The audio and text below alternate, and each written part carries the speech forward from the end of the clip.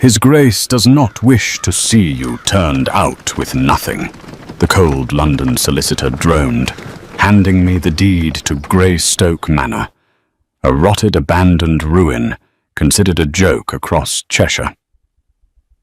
The Duke thought he had successfully discarded a 22-year-old orphaned land agent's daughter to freeze and starve in a worthless, mouldering tomb.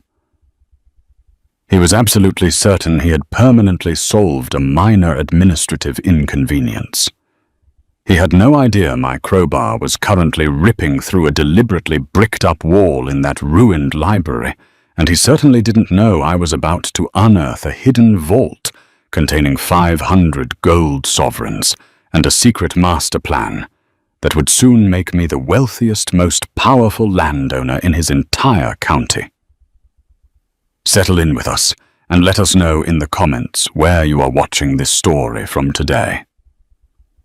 Jane Pike's world had been built on the solid bedrock of her father's competence. John Pike had been the land agent for the old Duke of Cheshire for 30 years, a man whose knowledge of the vast estate was as intimate and complete as a scholar's knowledge of a beloved text. He understood the language of the soil, the grammar of water, and the slow, patient syntax of stone and timber.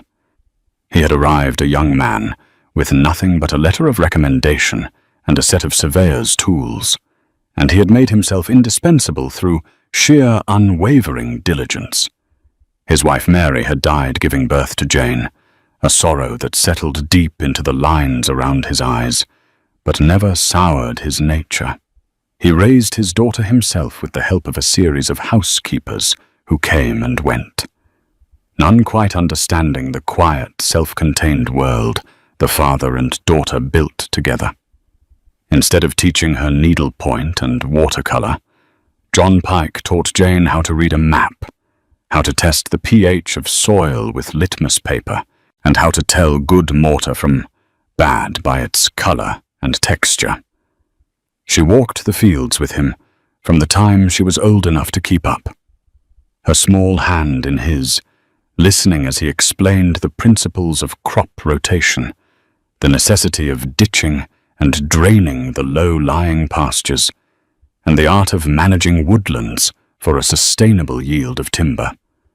He spoke of the land not as a commodity, but as a living entity that required respect and understanding.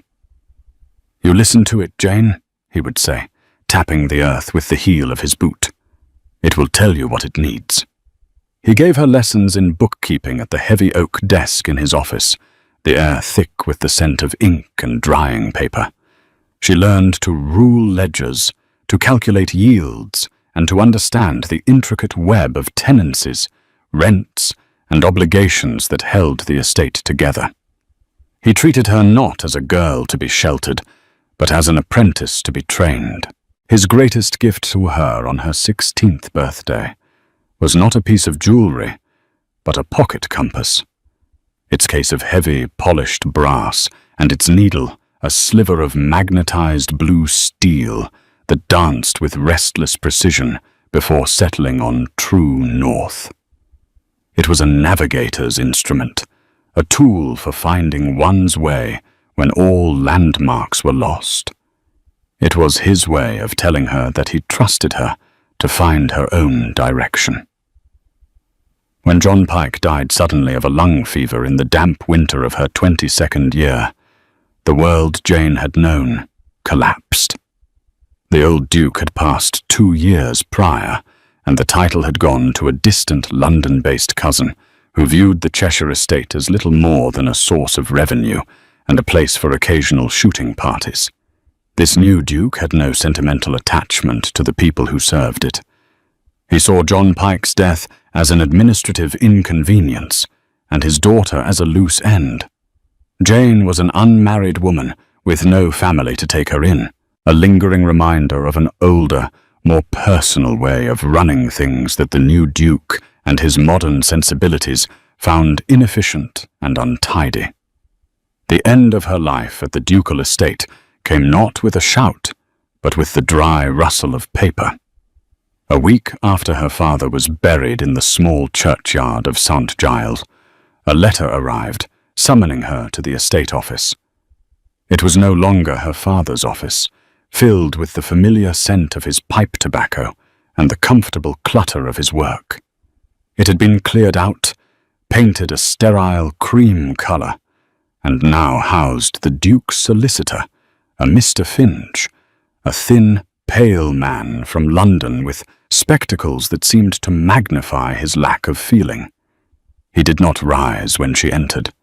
He gestured to a hard-backed chair opposite his desk, a vast expanse of polished mahogany that separated them like a courtroom bench.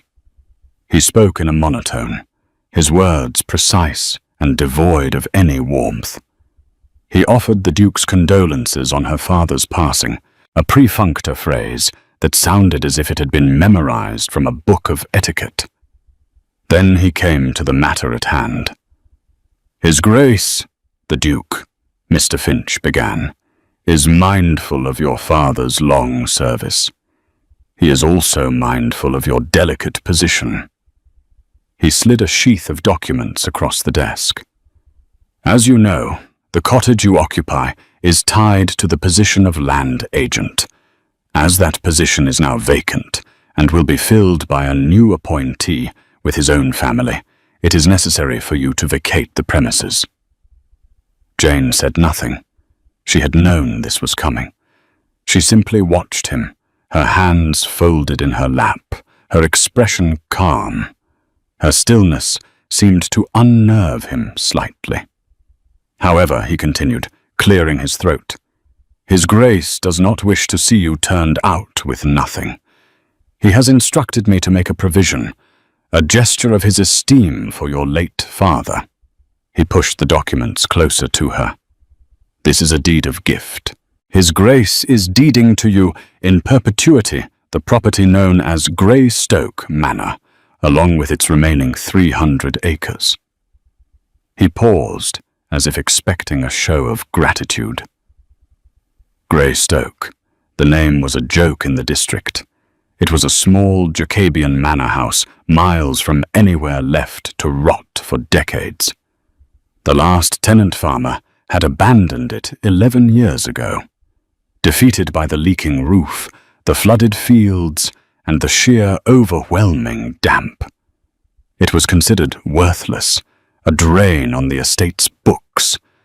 Giving it to her was an act of public generosity that was in private reality a clever way of saddling her with a liability.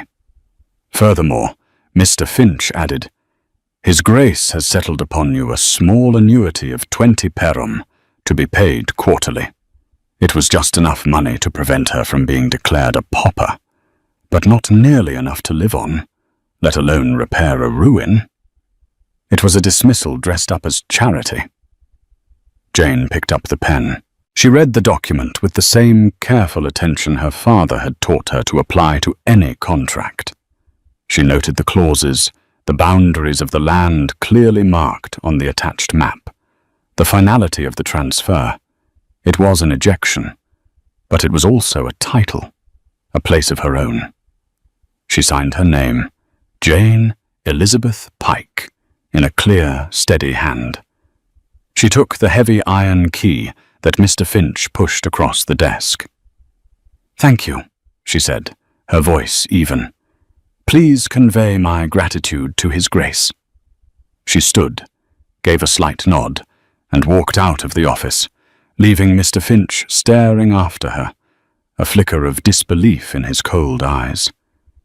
He had expected tears or pleas. He had not expected dignity.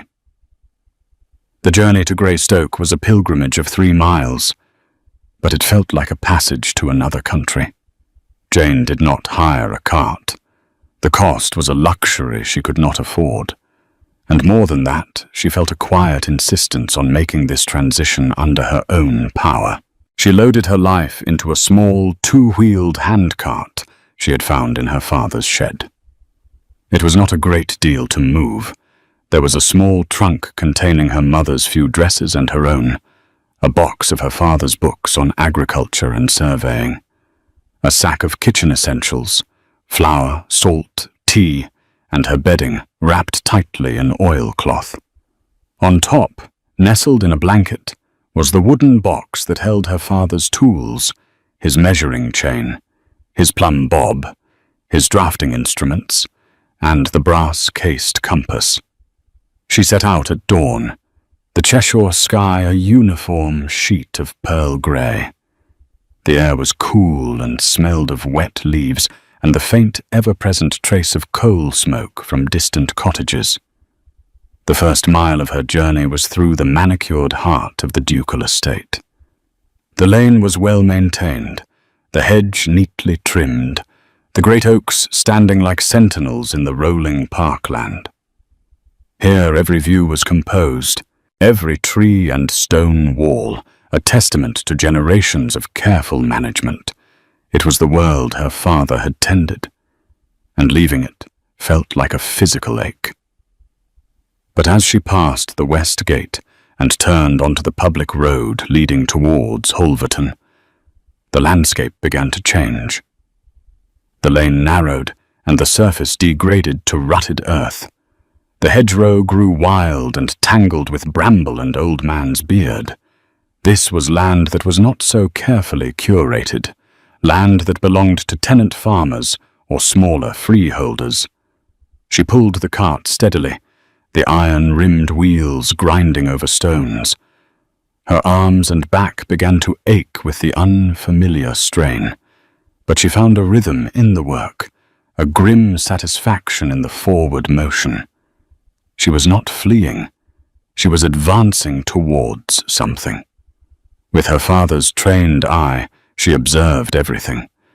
She saw fields where the drainage was failing, water pooling in the low spots, a sign of clogged culverts or neglected ditches. She saw fences mended with wire and hope, and gates that sagged on their posts.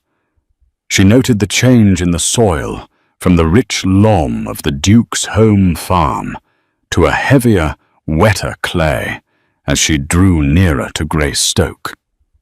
She knew from studying her father's maps that this land was historically marshy, tamed only by a complex system of medieval drainage channels that required constant maintenance. After 2 hours of walking, she turned off the main lane onto an even smaller track. Little more than 2 ruts in the grass.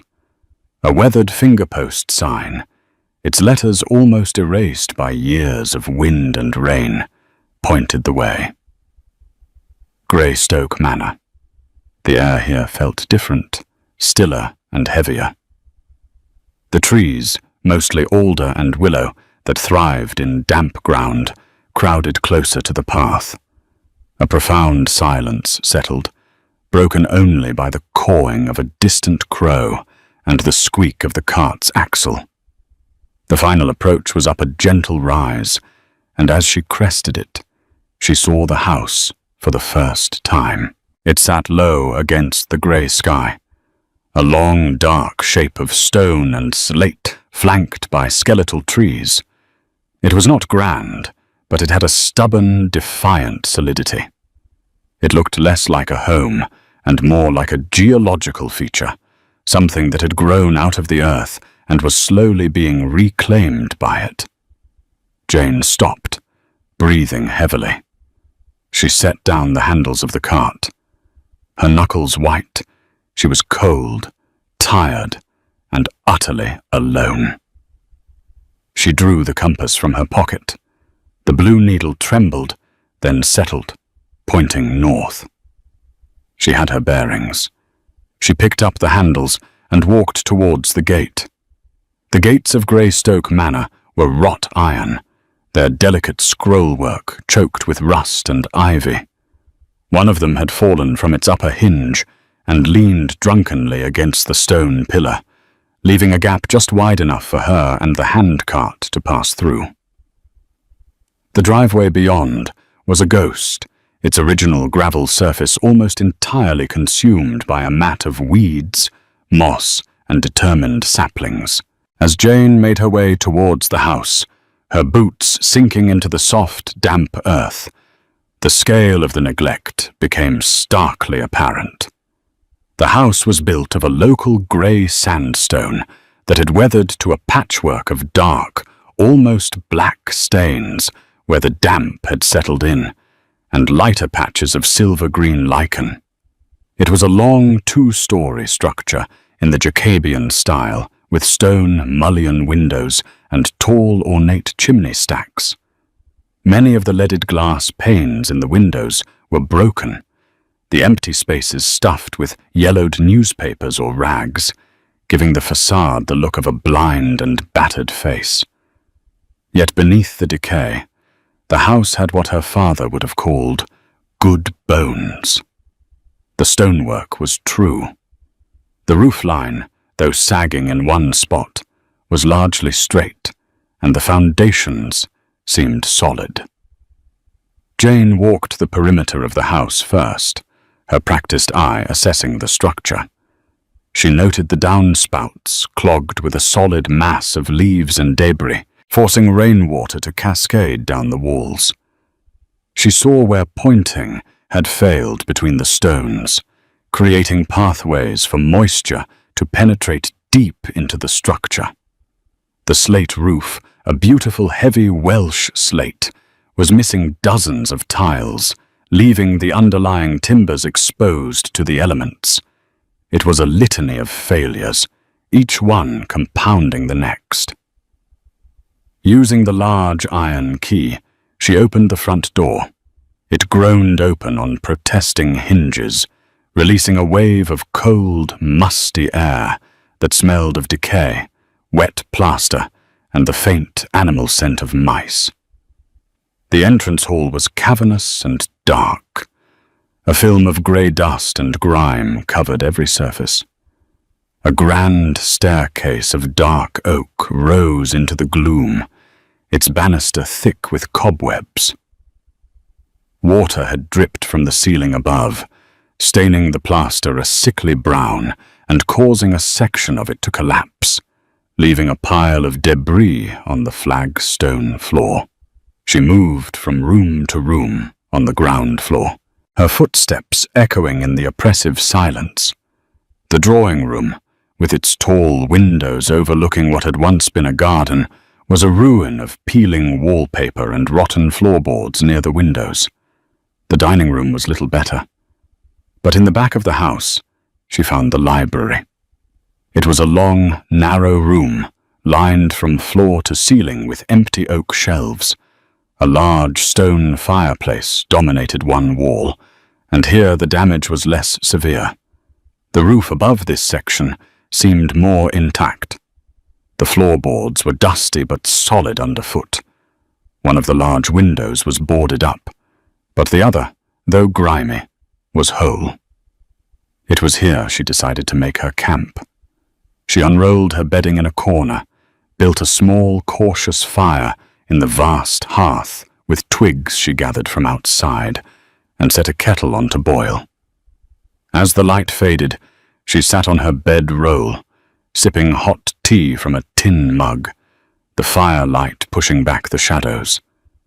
The house groaned and settled around her, the wind whistling through the broken panes. It was a place of profound loss and abandonment. But as she looked at the solid oak shelves and the well-proportioned lines of the room, she felt not despair, but a flicker of possibility. Her father had always said the library was the heart of a well-run estate, the place where knowledge was stored and plans were made. This room felt different from the others, more preserved, as if it had been waiting. For the first week, Jane's life fell into a simple, brutal rhythm of survival. She spent her days making the library habitable, and her nights huddled by the fire, listening to the unfamiliar sounds of the old house. The annuity provided just enough for basic supplies, which she bought on a weekly walk into Holverton. Oats, flour, candles, and lamp oil. She worked with a focused intensity fueled by a deep-seated need to impose order on the chaos. She swept away years of dust and debris, scrubbed the floorboards with a stiff brush, and lye soap until the clean scent of oak began to overcome the smell of mildew, and meticulously cleaned the one intact window, letting precious daylight flood into the room. It was during the cleaning of the library shelves that she first noticed the anomaly.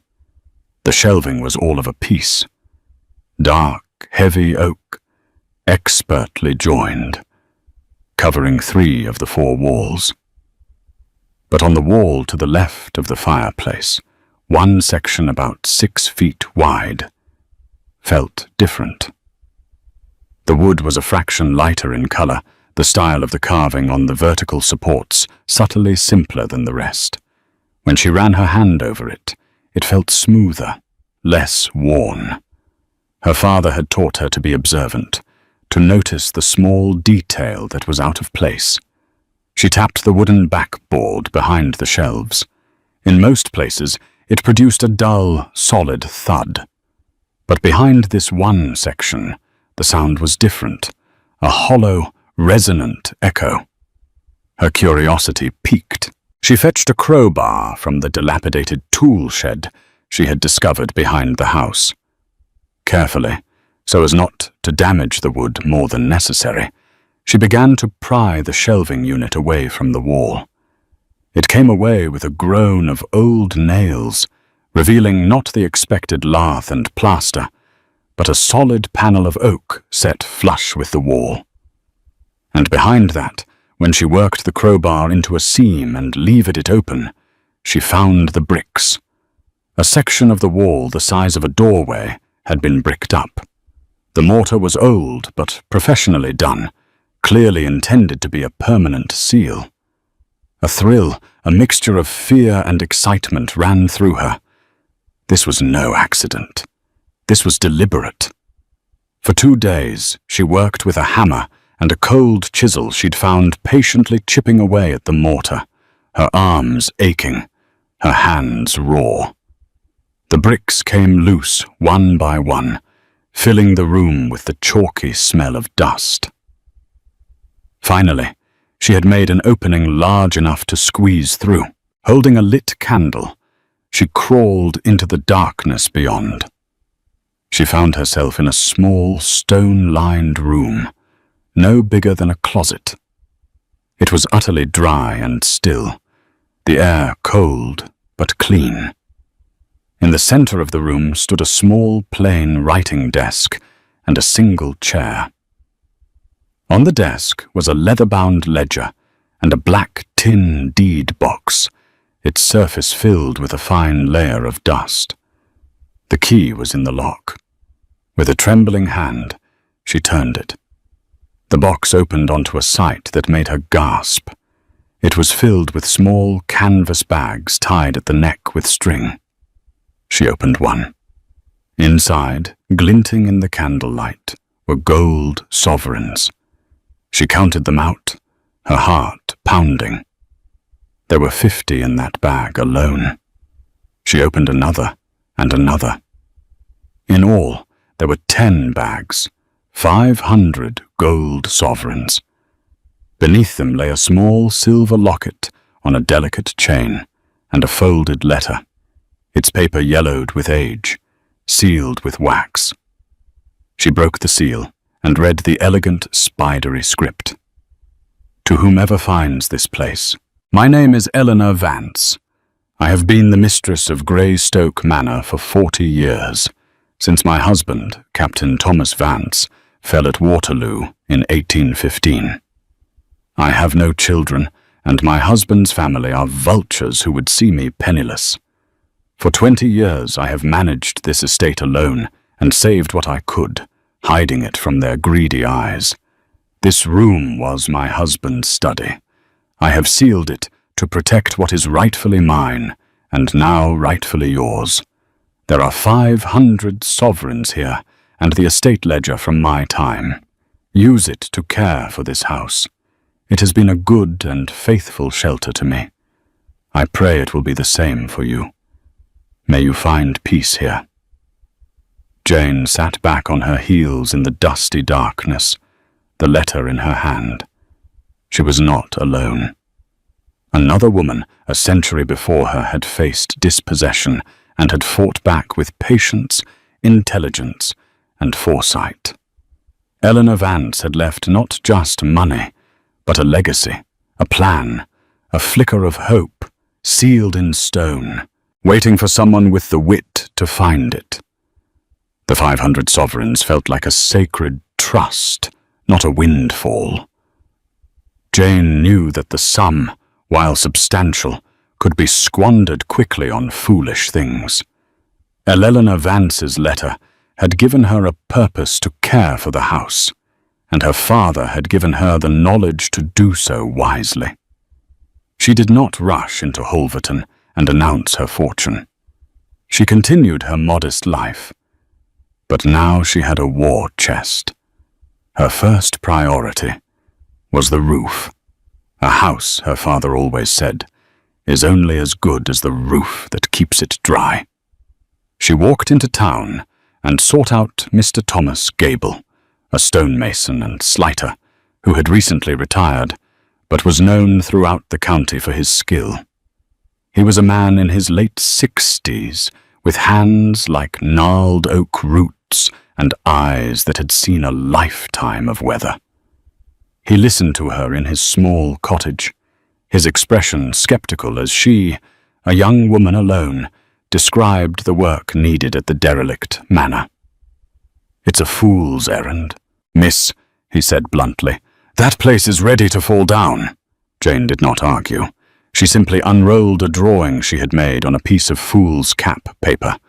It was a diagram of the roof's structure, with the damaged sections clearly marked, notes on the pitch, and calculations for the number of new slates required.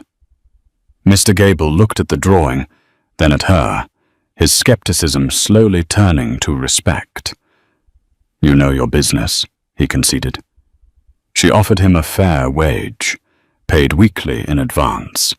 He agreed to start the following Monday, bringing his son Arthur, a carpenter whose skills would be needed to replace the rotted support timbers. The arrival of the Gables marked a turning point. The silence of grey Stoke was broken by the rhythmic tap of hammers and the scrape of trowels. Thomas Gable was a patient teacher, showing Jane how to mix lime mortar to the perfect consistency, and how to lay the heavy Welsh slates in overlapping courses, securing each one with a copper nail. She worked alongside them, not as a mistress directing servants, but as a fellow labourer, her hands becoming calloused, her face smudged with grime. Arthur Gable, a quiet man in his 30s, methodically began to repair the window frames, carefully cutting out the rotten wood and splicing in new sections of seasoned oak. News of the work at Grace Stoke spread through Holverton. Mrs. Davies, the baker's wife, a woman with a kind heart and an insatiable curiosity, began to make a weekly trip out with a fresh loaf of bread and the local gossip. She saw Jane not as the Duke's pitiful charity case, but as a young woman of industry and purpose. Through Mrs. Davies, Jane found others. She was introduced to Mr. Hemlock, a nurseryman whose family had worked the gardens of Cheshire for 200 years. He came to inspect the overgrown walled garden, a 1-acre jungle of brambles and weeds. With the discerning eye of a historian, he identified the gnarled, neglected shapes of old fruit trees, pear, apple, and plum. Their stock varieties long out of fashion, but prized for their hardiness. "These are treasures, Miss Pike," he said, his voice filled with reverence.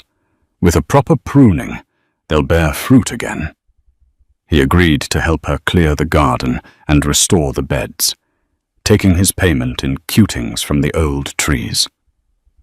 Slowly, a community began to form around the shared work of restoration. It was a community built not on words of friendship, but on the solid foundation of mutual respect for craft, for a job well done. Each repaired slate, Each new window pane, each cleared garden bed, was a small victory against the decay, a testament to the life that was returning to Stoke Manor. As the seasons turned, Stoke Manor began to breathe again. The roof was now a solid, unbroken expanse of grey slate, shedding the Cheshire rain with quiet efficiency. The windows, reglazed and repainted, looked out onto the world with clear eyes. Inside, the damp was slowly receding, the scent of mildew replaced by the clean aroma of lime plaster and beeswax. Jane had become a familiar sight in Holverton, no longer the strange girl living in the ruin, but Miss Pike of Greytoke. Shopkeepers greeted her by name. Farmers tipped their hats as she passed on the lane. Her quiet determination and her obvious competence had earned her a measure of respect that the Duke's title could never have bestowed. She lived simply, her days governed by the tasks at hand.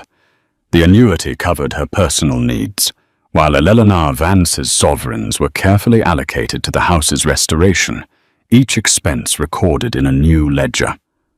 But her greatest tool was the one Eleanor had left alongside the gold, the old estate ledger. It was a masterpiece of meticulous record-keeping. Eleanor had mapped every field, noted the soil composition, and recorded crop yields for 2 decades.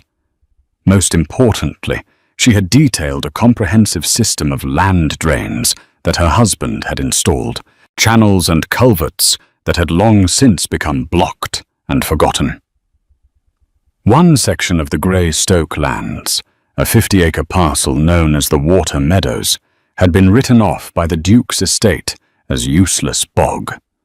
For years it had been a soden marsh, good for little more than snipe shooting. But Eleanor's maps showed it as the most fertile pasture on the estate, kept dry by a network of stone-lined culverts that diverted water from a nearby spring. Armed with this knowledge, Jane hired a crew of local labourers. For a month they dug, clearing decades of silt and roots from the old channels. The day they cleared the final blockage, there was a great gurgle as the backed-up water found its old course, and within a week the surface of the meadow began to dry. By the following spring, it was covered in a lush growth of clover and rye-grass. She leased the newly reclaimed pasture to a local dairy farmer, Mr. Prescott, for a handsome sum. The contract, which she drew up herself based on templates from her father's books, provided her with her first independent recurring income. The Duke's new land agent, a brisk, dismissive man who had replaced Mr. Finch's firm, was astonished and humiliated. He had assessed the land as worthless. Jane Pike, with her inherited knowledge and quiet work, had proven him wrong. Small rituals began to anchor her new life. Every Friday afternoon, Thomas and Arthur Gable would join her in the now habitable kitchen for tea and scones, spreading out plans on the scrubbed pine table to discuss the next phase of work. Mrs. Davies's weekly delivery of bread became a cherished social event, and in the evenings, Jane would sit in the library, the fire crackling, and study Eleanor's ledger, feeling a profound connection to the woman who had walked these same floors a century before her. The house was no longer a burden or a ruin. It was a home, a livelihood, and a testament. One crisp October evening, with the scent of woodsome smoke hanging in the air, Jane sat in the restored library. A full of well-seasoned oak, harvested from a fallen tree on her own land, burned brightly in the hearth, its flames reflecting in the polished floorboards. The room was complete.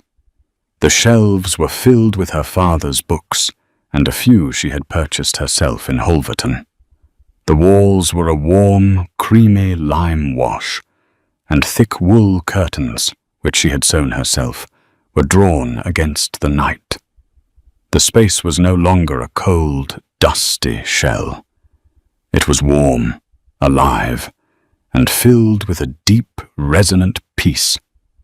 She stood and walked to the mantelpiece, a heavy beam of oak that Arthur Gable had salvaged from a collapsed barn. On one end of the mantel, she placed her father's brass compass. Its polished surface gleamed in the firelight, the needle securely at rest. It was the tool that had taught her to find her way, a symbol of her father's practical love and his faith in her ability to navigate the world. From a small wooden box on the desk, she took Eleanor Vance's silver locket. It was simple, unadorned, and cool to the touch. She had never opened it. Feeling that its contents were a private memory belonging to its original owner, she placed the locket on the other end of the mantelpiece. The two objects, one of brass, one of silver, sat in quiet companionship. They represented the two people who had secured her future. Her father, John Pike, whom she had loved and lost, and Eleanor Vance, a stranger she would never know, but to whom she owed an unpayable debt. They were her true inheritance. She thought of the Duke in his London townhouse, who had likely never given Grey Stoke, or its inconvenient inhabitant, a second thought after signing the deed. He had meant to cast her off, to consign her to a life of Gentile poverty in a crumbling prison of stone. He had given her what he believed to be worthless, a final dismissive gesture to close an old account. He could never have imagined that in his carelessness he had given her everything, a home, a purpose, a community, and a connection to a past that nourished her present. He had intended to give her an ending, but he had given her a beginning. Jane Pike was 22 and had been given a ruin to be rid of her. The Duke thought he was giving her a grave, a place where her prospects would go to die. He was wrong. He had given her the keys to her own life. She had found value where others saw only decay, and strength where they had expected weakness. The story of Grey Stoke is a reminder that the things we inherit, be they land, objects, or the quiet lessons of a loved one, hold power that is not always visible on the surface. We hope her story has brought you a measure of peace today. If you enjoyed it, please consider sharing it with someone who might find it meaningful. And we leave you with this thought. What overlooked or forgotten thing in your own life might hold the key to a new